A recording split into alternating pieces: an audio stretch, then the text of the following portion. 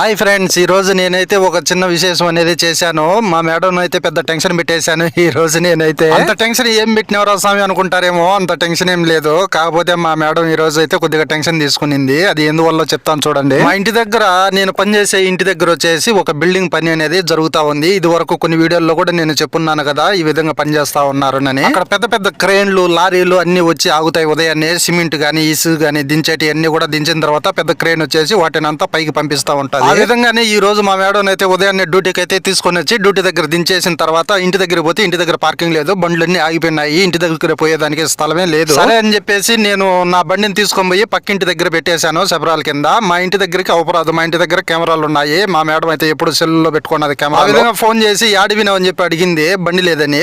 యాడికి పోలేదు, ఇంట్లోనే ఉన్నానంటే బండి లేదంట. అది బండి పక్కింటి దగ్గర పెట్టున్నానంటే అప్పుడు నవ్వుకునేది మా మేడం. అట్లా ఉన్నది ఇక్కడ కోయిట్లో ఇండలో పనులు చేసే డ్రైవర్ల పరిస్థితి ఈ విధంగా ఉంది. Please subscribe.